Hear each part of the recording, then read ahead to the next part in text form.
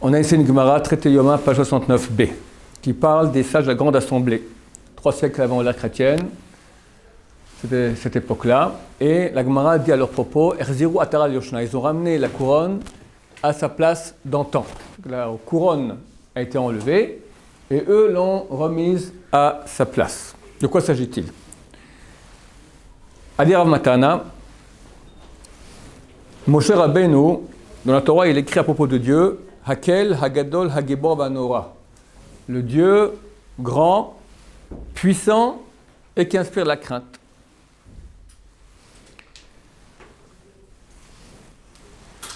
Est venu Irmiyahu, le prophète Jérémie, et lui, dans ses prophéties, il parle de Dieu et il écrit différemment. Il dit Hakel, Hagadol, Vahagibor. Le Dieu grand et puissant, mais qui inspire la crainte, il a escamoté. Pourquoi? Nous dit la Gemara. Nochrim mekarkerim be'echalo. Jérémie, il a dit, les goïms crient et font la fête dans le palais de Dieu. Ayenorotav, où est la crainte qu'il inspire? Ils n'ont pas peur de lui. Or, nous sommes des gens de vérité, dit Jérémie. Je ne peux pas raconter une histoire que je ne pense pas.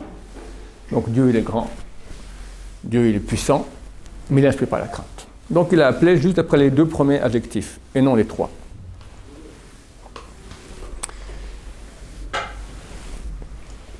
Est venu Daniel, et lui aussi a escamoté. Il a dit Hakel Hagadol, le Dieu grand. Le Hagibor, il a aussi escamoté, en plus que celui qui inspire la crainte. Pourquoi? Il a dit Nochrim mishta'abdim bebanav aïkvorotav. Les goïms asservissent les enfants de Dieu, Bnei Israël.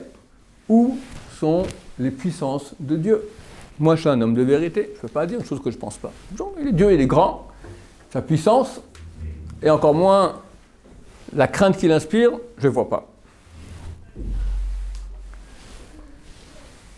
Atouinhu, ils sont venus eux, donc les sages de la Grande Assemblée, et ils ont dit, à plus forte raison, c'est ça sa puissance, qu'il retient son yetzer, son penchant, et est patient avec les mécréants. Quelqu'un qui est fort, et quand on lui fait guili-guili, il tape, c'est pas quelqu'un de fort. Quelqu'un qui est fort, et quand on le fait guili-guili, il peut taper, et il ne tape pas, c'est beaucoup plus fort. Dieu est tout puissant. Et il peut, à la seconde, éliminer tous ceux qui asservissent ses enfants. Mais il ne le fait néanmoins pas. Ça, c'est une puissance. Comment il inspire la crainte? Comment un peuple peut-il vivre comme une brebis parmi 70 loups et survivre? Normalement, il a dû disparaître depuis longtemps. Et il survit. C'est ça la crainte qu'il inspire. On les a appelés ceux qui ont amené, de nouveau, ils ont mis la couronne de Dieu sur sa tête. Quelque part, je me pose la question, comment les prophètes, ils ont osé aller contre Moshe Rabbeinu? Moshe Rabbeinu a dit, Hakel, Hagadol, Hagibor, Vanora, les 3 adjectifs. Comment vous permettez-vous, Irmiyahu et Daniel, d'escamoter comme ça? Réponse, ce sont des gens de vérité. Je ne peux pas mentir à propos de Dieu. Une fois que les sages de la Grande Assemblée ont expliqué que non, voici où sa puissance, voici où est la crainte qu'il inspire, alors tout le monde est d'accord.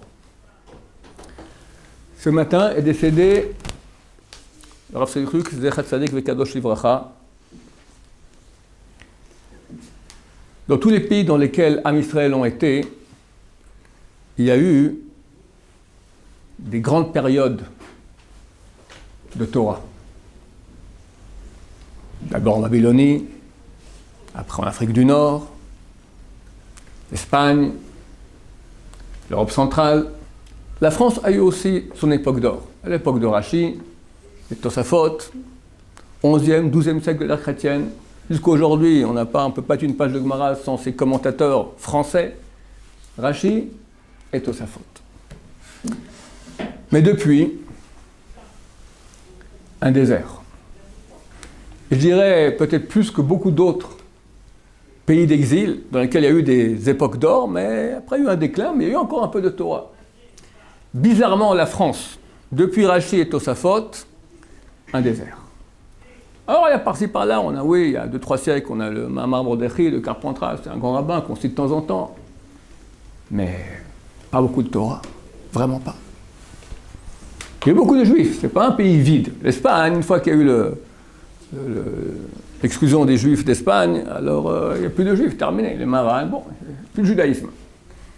Mais il y avait beaucoup de juifs en France. Ils n'ont pas été renvoyés, ils n'ont pas été exclus. Torah, il n'y avait pas. Un des plus grands rabbins du siècle dernier, enfin du siècle avant-dernier, du 19e siècle, c'était le Rav Israël Salanter. Énorme. À la fin de sa vie, il est allé habiter à Paris. On ne sait rien sur sa vie là-bas, mais on sait qu'il a été maintenant essayé de ramener des juifs à la Torah. Et on ne connaît pas les résultats. On n'a pas vu.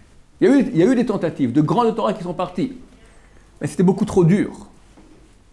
La France, je suis désolé de vous le dire, est un pays où il y avait très, très, très peu de Torah. On fait ce qu'on veut, en tant que juif.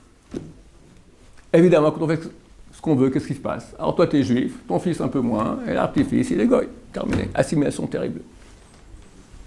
Troisième communauté mondiale juive, néanmoins, assimilation terrible. Jusqu'au jour où Dieu a eu pitié de son peuple, la communauté française a amené le Rav Chaim Sitruk, le Rav Yosef Chaim Sitruk, de Chon Levracha. Qui mamash erzir atara leyoshna. Il a ramené la couronne à sa place. Il est le premier Rav qui a pu montrer au grand public, dans les petits publics restreints, orthodoxes, avec les bains, le Rav Chaikin, le Rav Rothenberg, à Pavé, etc. Il y a eu, mais des petites communautés. On parle maintenant de la grande communauté juive française. Jusqu'au Rav Sitruk, on peut dire carrément le désert. Et le premier qui a su montrer la vraie Torah authentique au peuple et la faire aimer par le peuple. Montrer l'exemple. Il a remis la couronne à sa place. Il avait pas honte de dire, on pose une question une fois, je ne sais pas, demain, la semaine prochaine je dois partir, je vais demander la question au grand Abnei Brak. Abnei Brak. Abnei Brak, c'est les fanatiques, moyenâgeux, romanistes, intolérants, juifs, orthodoxes. Ben oui, c'est les grands de la Torah. Le Rav Shach à l'époque, après le Rav Steinman, le Rav Kanevski, le Rav Yosef ici à Yerushalayim, des grands noms qui étaient inconnus du public. Et comment il a fait? Comme un vrai berger d'Israël. Il a su faire aimer la Torah. Comment? Quelqu'un est avec un message de Torah qui est authentique. Ok. Mais comment tu fais maintenant pour que les gens l'écoutent? Il faut que les gens aient une oreille attentive. Qu'est-ce qui a fait? Dieu l'a aidé dans cela, c'est clair. Bon, d'abord, il lui a donné un don de parole extraordinaire. Mais c'est pas tout. Tu as beaucoup de beaux parleurs. Des centaines de milliers de gens ont écouté ces cassettes. C'est commencé par les cours qu'il donnait à la Victoire. Des centaines, voire presque un millier de personnes allaient écouter son cours, puis après les cassettes. Il était aimé par tous. Le secret, à mon avis, il est écrit ici dans les paroles du Misat Yesharim, qui nous dit à la fin du chapitre 19. Dieu n'aime que celui qui aime Israël. Et plus quelqu'un aime Israël, plus Dieu l'aime. Rav Sitruk avait un amour de sa communauté. Et Chazal nous témoigne, les paroles qui sortent du cœur pénètrent le cœur. Donc quand il parlait Torah, une Torah authentique, celle des grands de la Torah qu'on a reçue depuis Moshe Rabbeinu depuis 3500 ans, transmise de grand Torah à grande Torah, pas des inventions comme il y a eu beaucoup en France, toutes sortes de mouvements comme ça, porte ouverte pour l'assimilation. On s'appelle juif, religieux, mais c'est la voie vers la sortie. Montrer un visage, le vrai visage, beau, intelligent, sympathique, humain de la Torah d'Israël. Casser cette impression que les gens ont que Bnei Brak c'est fermé, c'est romaniste, c'est fanatique. Au contraire, c'est beau, c'est grand. Les gens le voyaient parler à la télévision, ils étaient fiers d'être juifs, des gens loin de Torah. Parce qu'il répondait bien, il parlait bien. C'était une Torah de vérité. Comment a-t-il réussi? À mon avis, il avait l'amour, un amour. Comme le Rav continue ici, ce sont les vrais bergers du peuple d'Israël. Que Dieu aime, les aime beaucoup. Chez Mosrim Atzmam al-Sono, qui sont prêts à se donner entièrement pour leur troupeau. Alors ces trucs, ce n'étaient pas des journées. Dans une journée, ils mettaient 4 journées. Avant qu'il ait eu son AVC, on a vu, ça a été publié un peu son emploi du temps. Il va à Londres, après il a une conférence à Paris, il part sur Marseille, après il va en Italie, il revient, sans cesse. Pourquoi? Qu'est-ce qu'il allait par là? Il a fait pour l'argent, il a fait pour les honneurs, il a fait pour son olam haba, il a fait par amour du peuple d'Israël, qui est plus de juifs qui reconnaissent la vérité de la Torah, plus de juifs qui aillent dans le bien, que ça aille mieux. Je suis convaincu. Nous tous, on lui doit énormément. Je vous dis que depuis Rashi et Tosot, il n'y a pas eu de personne qui a fait autant pour la Torah en ce qui concerne la communauté française. Personne. Le désert. Il est venu et c'est une vraie révolution. Au début de sa carrière, il y avait où de la Torah? Ou un Beth Midrash. Allez, peut-être Aix-les-Bains, vaguement peut-être à Paris, c'est tout. C'est tout. Peut-être à Bâle, ou par-ci par-là. Maintenant, il y a une grande ville sans plusieurs Beth Midrashot, sans plusieurs endroits où on dit la Torah. C'est lui qui est responsable de ça. Grâce à lui, les gens ont compris l'importance d'études de Torah, l'importance d'être juif, authentique. Vos parents à vous, vous-même. Qui n'a pas entendu ces cours-là? Et qui a fait tchouva grâce à ça, qui s'est rapproché de la Torah grâce à cela. Comment? Il était Moseret Nafsho. Vraiment, ça veut dire Moseret Nafsho, il s'est donné entièrement, donné au prix de sa santé. S'il n'y avait pas ce joug extraordinaire tellement grand et tellement dur du public, il aurait une santé bien meilleure, il s'est donné pour son peuple, vraiment.